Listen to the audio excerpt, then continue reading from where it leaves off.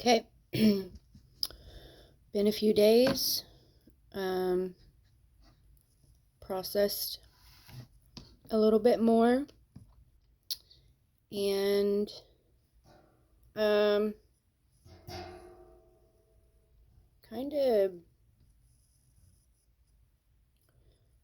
of mind blown. Okay. So the spying, like the spying and stuff, definitely was happening before John came along, for sure. I think that was a tool that was helping with the grooming process.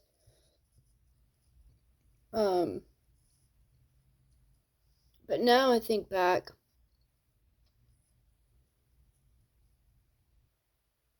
the church I was going to during the pandemic, they didn't lock down.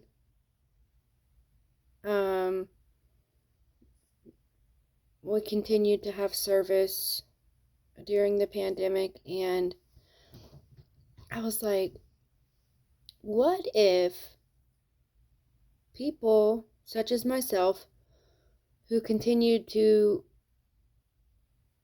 go to church and all of that, what if we were being surveilled for like domestic, maybe not terrorism, but like as dangerous people or something like that. Like, that's crossed my mind. Trying to figure out where it all started. It's been happening for a long time. I know that. Um, I know that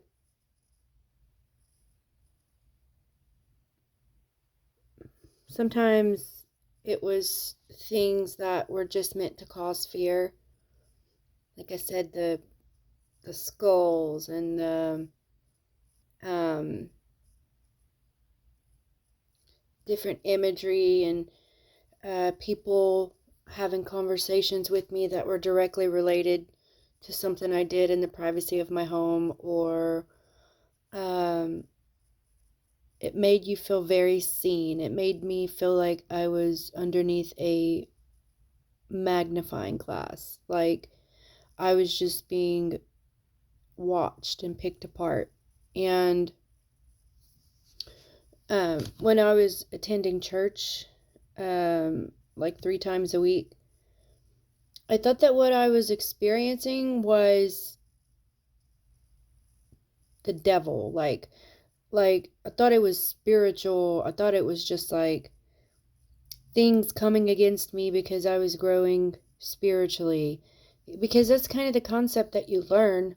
That's kind of the concept that you learn um, as a Christian. Like you learn that the devil attacks your mind. Your mind is the battlefield.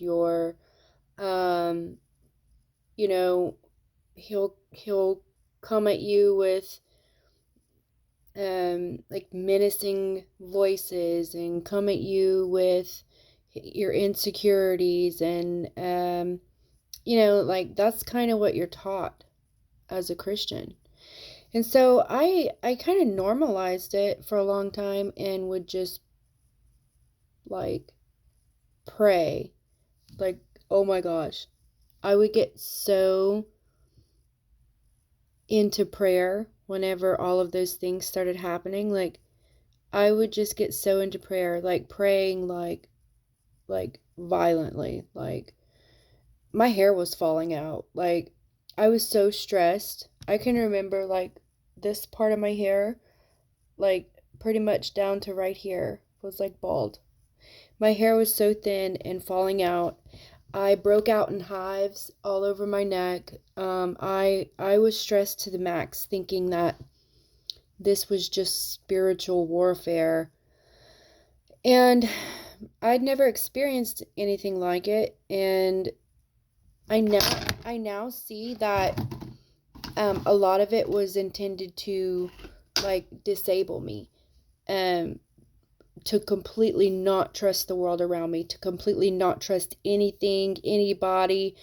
It was like to like incapacitate my mind. And um I never suspected it was like government spying or anything like that. For a long time I was just like, this is just spiritual. This is just spiritual. And so I never made a report. I never did anything. I thought it was, it was just God showing me the places that I needed to work on, and he gives his toughest battles to his strongest soldiers. And like I did that for a long time. Um and then finally it made me so self, like picking my own self apart. It made me like change things about me that were pointed out that needed to be changed. And some of them weren't character things. Some of them were things like how I dress. Some of them were like, um, be more approachable, be more open. Like some of them were not character things I needed to change. Some of them were things I needed to change as a woman to be a better recipient to a man who could talk to me any way he wanted to, be more forgiving, could treat me any way he could, love them like Jesus. And it was just to break me down, to get me to a point of just accepting anything, absolutely anything. And eventually I did break. Apparently I did, because I started believing that maybe I was being like groomed for the leader. But he was married, and so I was very conflicted about that. I was just like, no, no. And then, but it kept happening, and the wife was there, and I was just like, is this to, are they going through a divorce? Like, and he's just looking for a wife to fill in the blank when she's gone? Like, so many things were planted. Like, so many things were planted, like, within the community. And now I can see it was to justify the treatment. Now I can see it was like to justify the abuse. And um whenever we would have visiting pastors come and preach, they would purposely preach directly to me. And they would know things. I could tell that they had been filled in, that I was a problem and that I needed to be disciplined or humiliated, or like, for a long time I was like, I'm just misreading it. I'm misreading it. It must be something on the inside of me that God's trying to point out. And that was that. And then whenever I left, I still didn't think like, oh, this is the church. I mean, I started to suspect it a little bit whenever, like, why do you know that about me? Like, you should not know that about me. But then I was like, well, sometimes people have prophetic gifts, and I'd never been exposed to anything like this before. And so, and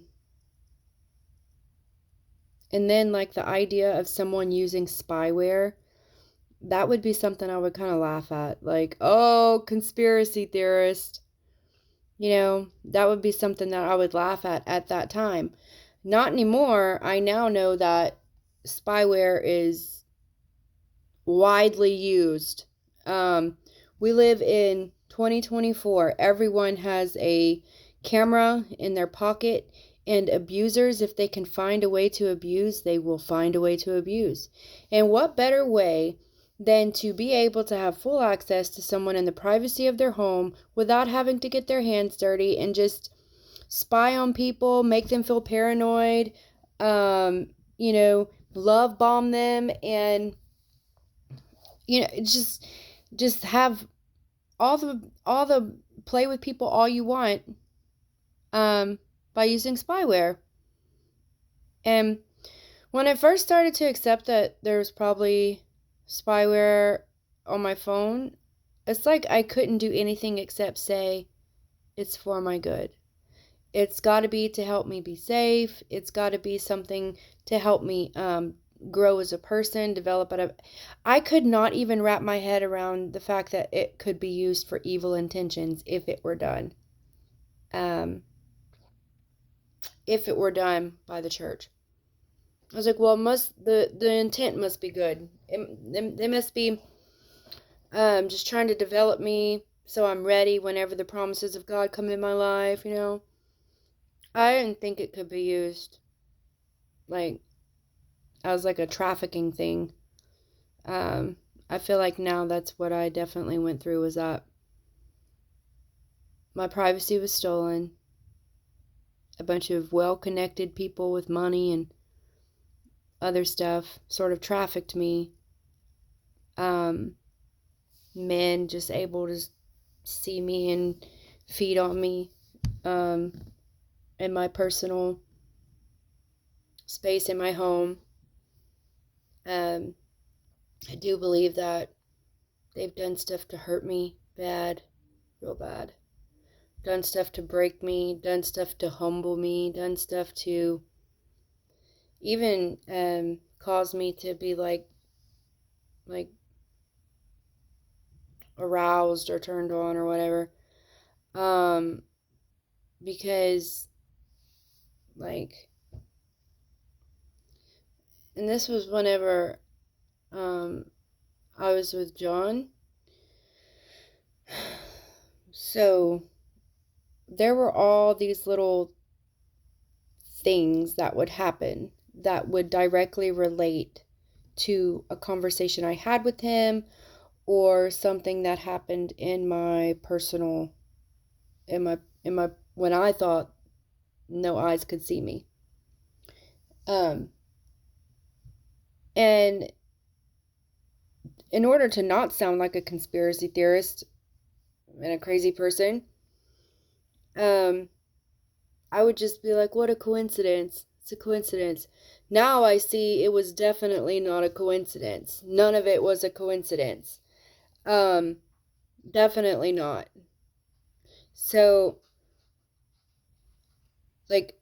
one day, I bought this nightgown, and it was red, and it was super cute, and I took a picture, and I sent it to John, and he was like, you look like, instead of complimenting me, he was like, you look like a human strawberry in that. I was like, yeah, strawberries are good for you. And the next day, I go downstairs, go to my car. I don't know. Maybe I was going to work. I'm not sure. And there's half-eaten strawberries on the ground, on the trail that I take to get to my car. And it was stuff like that, and little indicators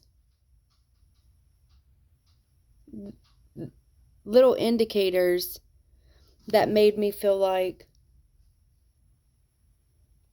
he sees me or he's somewhere close by and just not telling me. And that ramped up big time.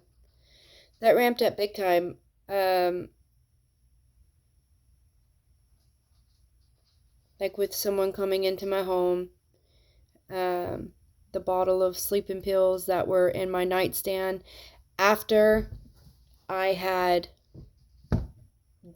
just After I had just freaking talked to my client that day at work about not being able to sleep, I get home and there's a bottle of pills called Rest Easy that I had never seen in my life.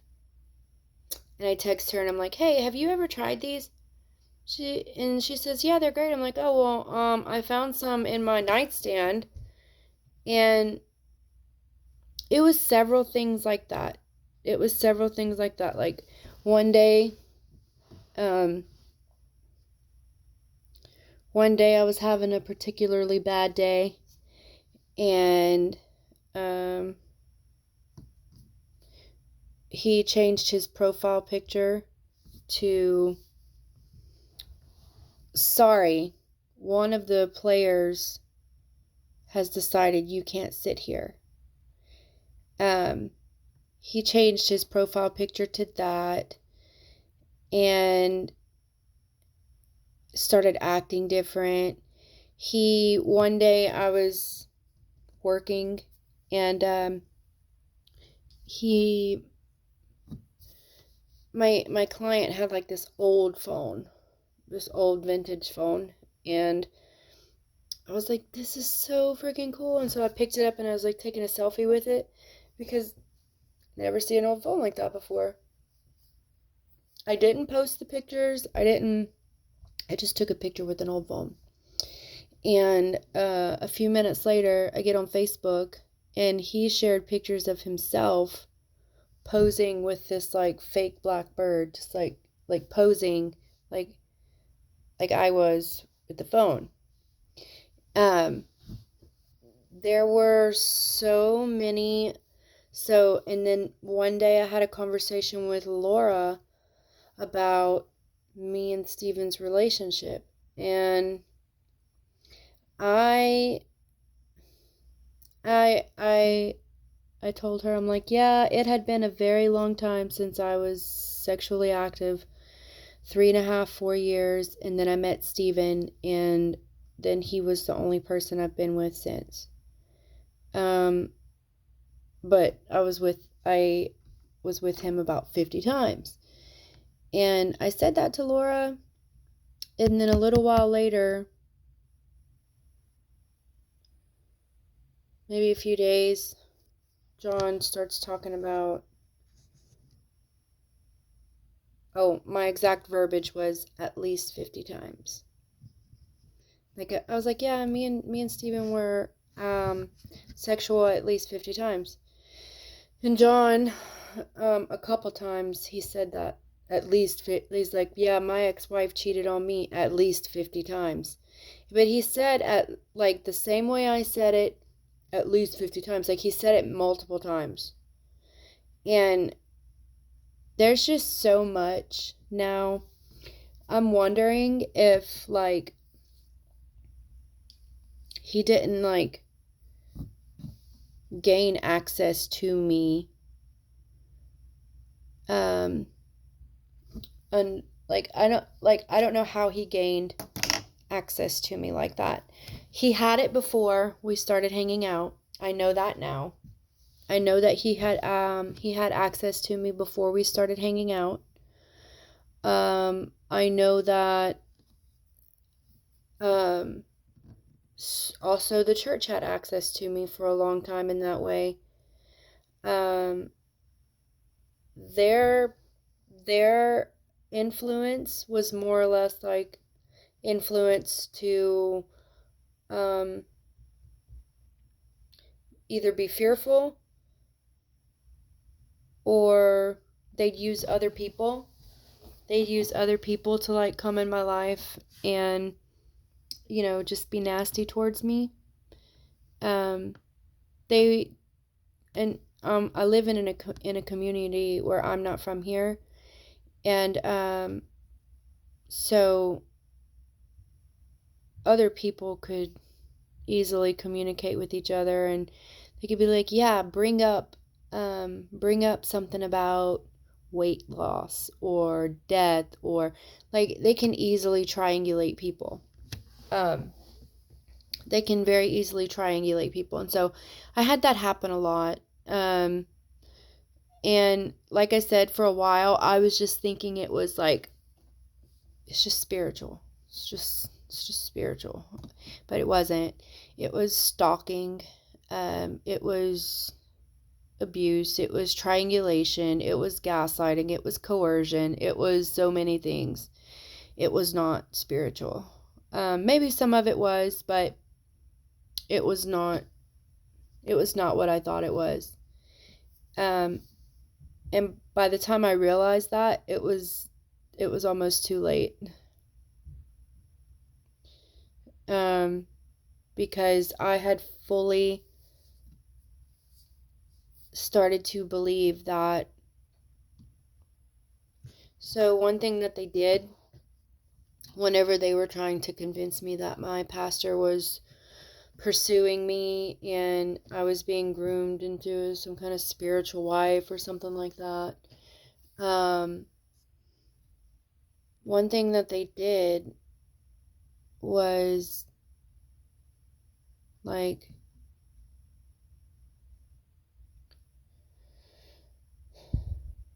they would use other people to like puff me up. They would use other people to like coerce me into believing it. And I don't know if the people that were doing the coercion actually believed that what they were doing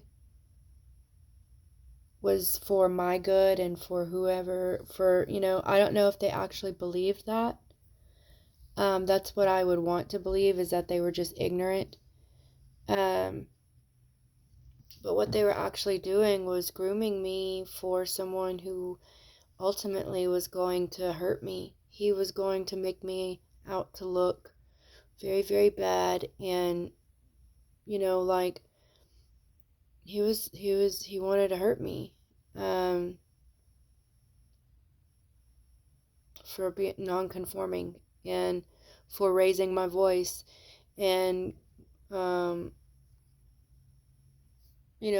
able to see through the bullshit. He wanted to hurt me, and they almost did. They did hurt me, but they almost took my life. And so that brought me to the second thing, was like, okay, the church had access to me. John had access to me. And then I'm like, well, how does local government and law enforcement not know and not do anything about it? And so that made me start to think like, oh, well, I guess this is done in government cooperation. Like, did they convince someone up in high authority that I'm like this crazy criminal that has done awful things and I deserve, I deserve to be pushed out or to be killed or whatever? Like, I thought of everything. I was like, yeah, some people in that church, they do work for government agencies, and a lot of them are community workers, and so they have like connections in the community, very close connections within the community. Like, if they all just came together and decided, I don't like you anymore, and made up this horrible, like, I can't even imagine what kind of lie they must have had to make up in order for it to be like enough to want to kill me, like enough to want me dead and to carry that out. Like, I cannot even imagine. Like, I started taking inventory of myself. I'm like, well, am I racist? Am I like, what, like, am I super like judgmental? Like, I started like really like taking myself apart. And I don't know I probably will never know what the reasoning was for so many people to be like on board with this. Um,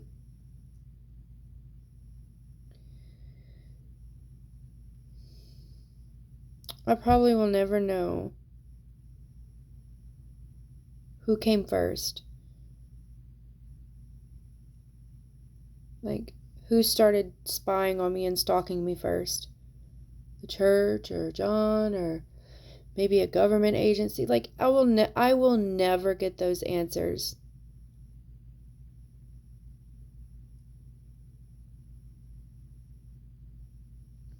But I do know it happened.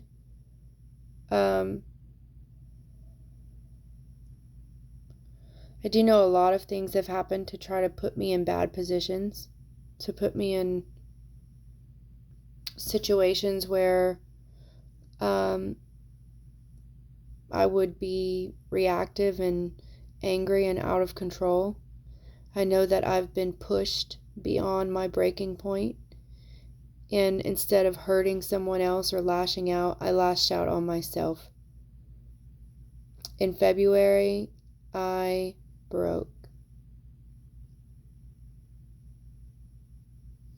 I felt so trapped and like I could not escape, like nowhere I went was hidden.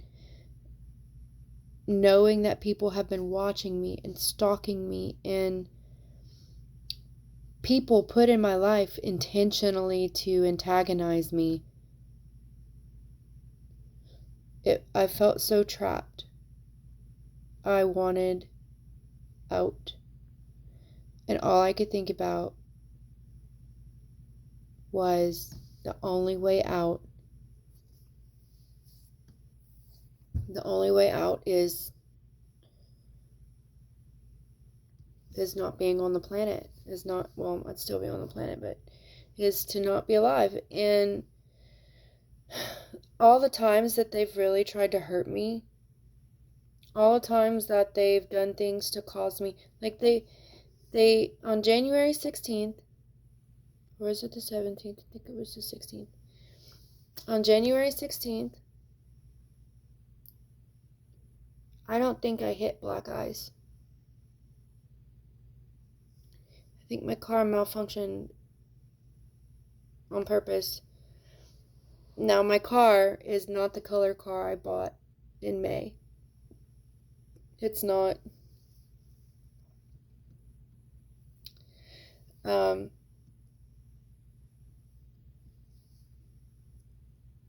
my car is not the color car I bought in May.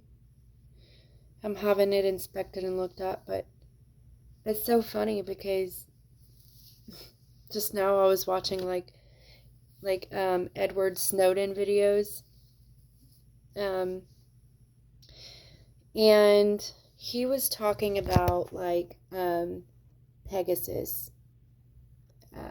Pegasus spyware, and he was talking about the ease that people could access spyware like that in the future. And he was making this video like 10 years ago, and we are way past that now. He was talking about Pegasus spyware, and he was saying that it can be privatized and people can buy it. Like people with lots of money can buy it, and they can install it onto whoever they want, phone or whatever. And so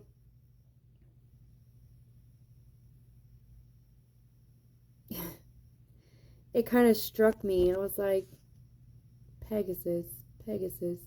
There's a Pegasus on my car. There's on my license plate. The license plate that I bought the license plate holder that came with my car from the place I bought my car in downtown Centralia, Kins. There's two Pegasus on the license plate, and inside the little office there's a huge Pegasus there. Huge Pegasus. And I was like, what? Because I had never read about Pegasus spyware before in my life until just now. And also with the fact that um, my car is not the color that I bought. And then to see like there was a Pegasus in the place where I bought my car. And like people with a lot of money, I'm like, who all has had access to me in the privacy of my home over the past several years? Like, was I sold? Was I sold and trafficked to just, if you have money, you can buy into this like subscription, um, like like an OnlyFans without permission. Um, like I have been absolutely stalked, harassed, and then they'll be like, "Oh, well, what about the good things? What about the good things that have happened?" Yeah, not worth it. Like, how like they're not good things. Like it is terrifying to know that my own car, things were done to it or even swapped out and I had no say so over it. None. And someone could come into my home and I did not give them permission. And I was drugged twice. The first time I didn't go get tested because, well, the next day was my son's birthday. I was just terrified and I didn't know what the hell was going on, what happened. And the next time I did get drug tested, and that was just so happened at my doctor's appointment, and it was positive because John. And um and then sulfur in my car um should have caused me to have an anaphylactic reaction, and it did not. The injection, I had a bad response to that. I don't care what anyone says. I had a bad response to that injection.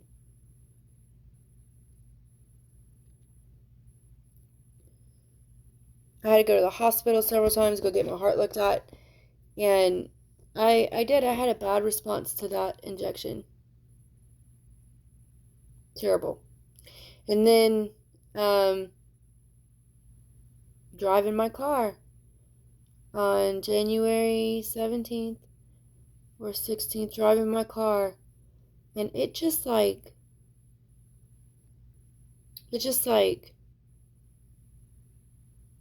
lost traction on the road. Not really like when you hit ice. It was like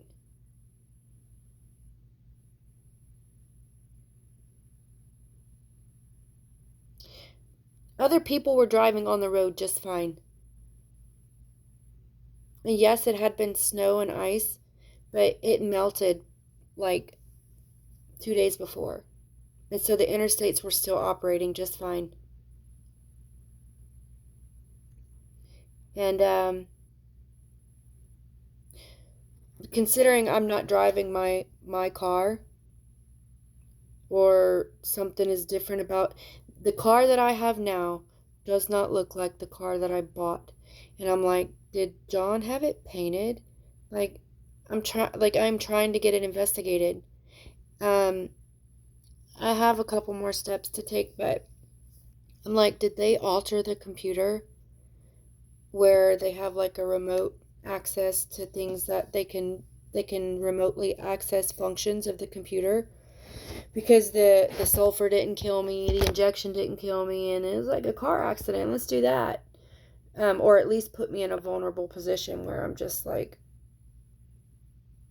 completely at the mercy of someone else. People do weird things. Um, and I did not realize that 4.5 years ago. I did not realize that people can be very, very cruel. I had no idea. I was just dumb. just ignorant. I had no idea that people could do some of the things that's been done to me, all for the sake of control. I've committed no crime. I shoplifted in the past, and I have done, like, that was a long time ago. That was a long time ago. I've committed no crime worthy of being harassed and stalked and attempted to kill, and I've committed no crime that would warrant any of that. I have, on the other hand, knowledge and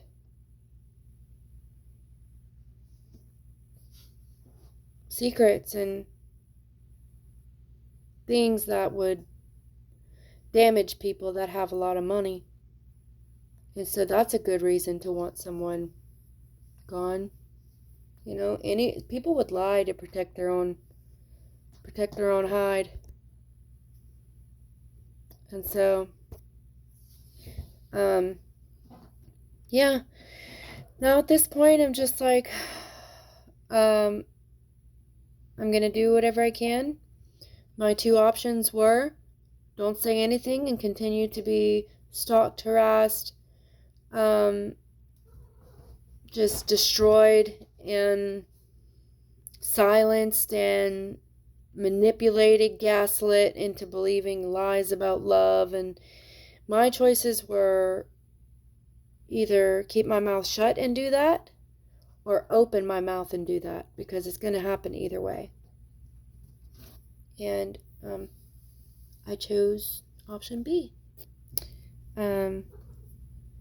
Because at least I can say if they do kill me, at least I can say that maybe I spread a little bit of awareness, or maybe help someone else see that what they're going through is not all in their head.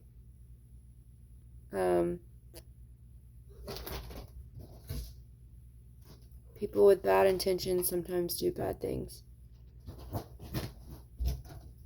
Bad things such as invading your privacy, manipulating your whole world, pushing you to the point of insanity, hoping that you'll commit a crime.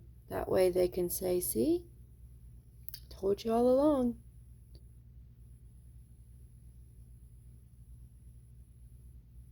People who have something to lose and know that you know a secret, or you or that you don't support or believe the things that they do, and they will do anything to cover their hide. Anything. They'll lie to anybody. I'm very thankful that my faith is not gone. It's still there. Despite me. Despite my confusion and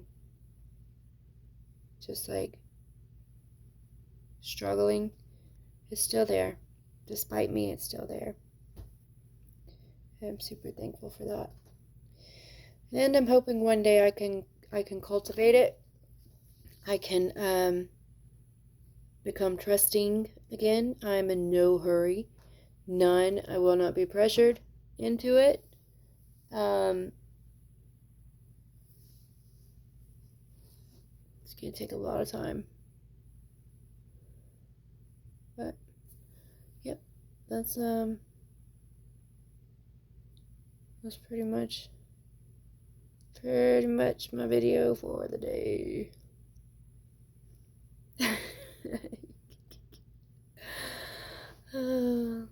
Yep.